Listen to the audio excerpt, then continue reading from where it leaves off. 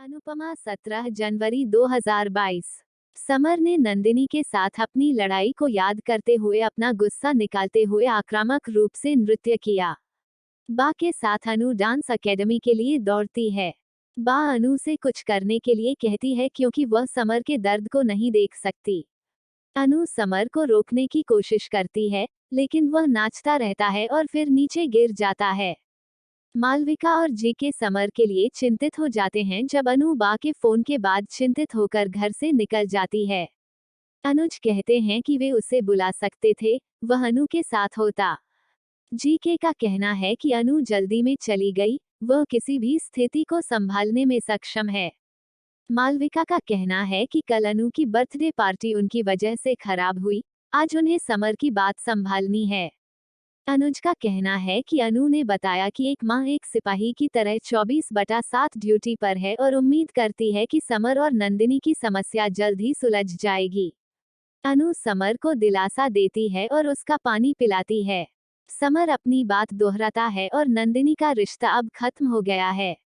अनु का कहना है कि यह रिश्ता खत्म होने वाला है, न कि वीडियो गेम। समर को उम्मीद है कि यह एक वीडियो गेम की तरह होगा जहां वह फिर से शुरू कर सकता है। अनु कहते हैं कि जब वह एक गेम नहीं हारना चाहते हैं, तो वह रिश्ते को क्यों छोड़ेंगे। समर का कहना है कि नंदिनी अब बदल गई है और उसे समझ नहीं पाती है। अनु का कहना है कि वह भी नंदिनी को नहीं समझ रहा है, काव्या उसकी मासी चाची है और वह काव्या के साथ गलत नहीं देख सकती है। समर का कहना है कि उसने काव्या के साथ कुछ भी गलत नहीं किया, फिर वह क्यों लड़ रही है।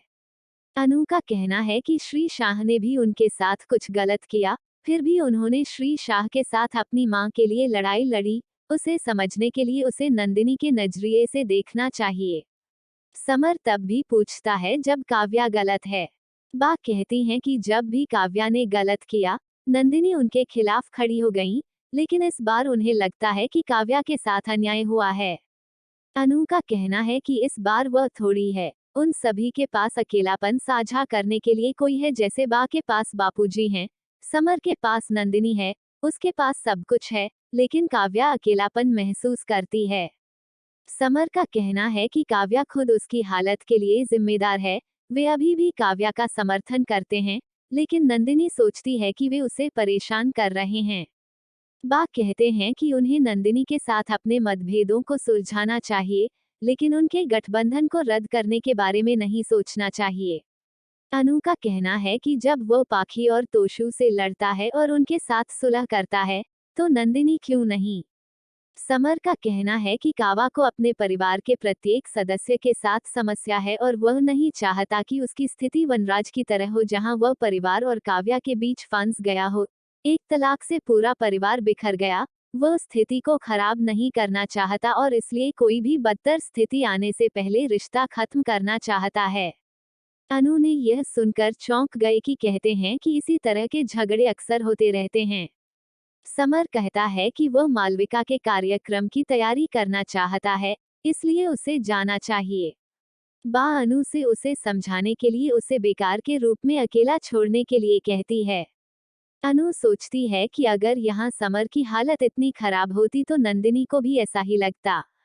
नंदिनी सोचती है कि जब वह एक महिला के लिए बोल रही है तो समर उसे क्यों नहीं समझती, वह जब भी अनु का साथ देती थी तो उसे अच्छा लगता था, फिर जब वह अपनी मासी का साथ दे रही है तो उसे गुस्सा क्यों आता है। बा अनु को बताती है कि एक माँ अपने बच्चों के लिए 24 घंटे चिंता करती है, किसी की बुरी नजर उनके घर पर पड़ जाती है क्योंकि सभी रिश्ते धीरे धीरे टूट रहे हैं।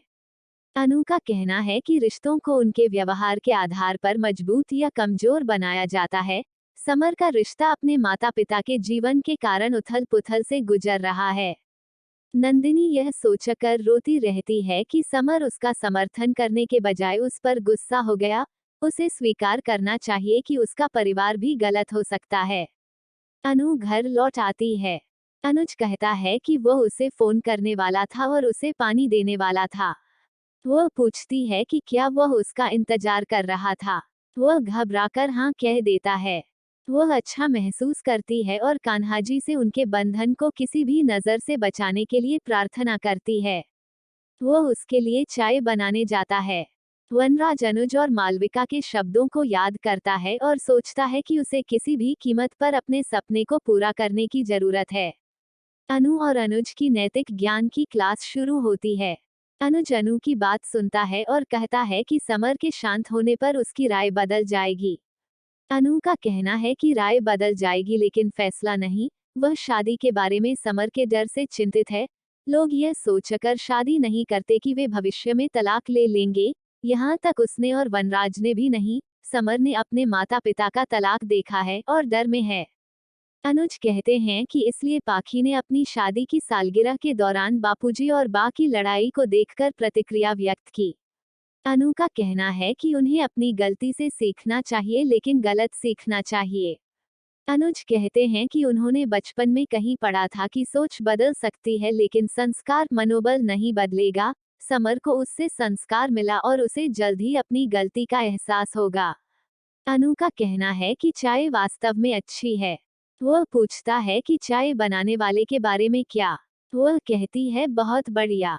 वह कहता है कि चाय का उपभोक्ता सबसे अच्छा है। सोचता है कि वह बहुत चर्चा करना चाहता है लेकिन वह अब तनाव में है और इसलिए वह सुबह होगा।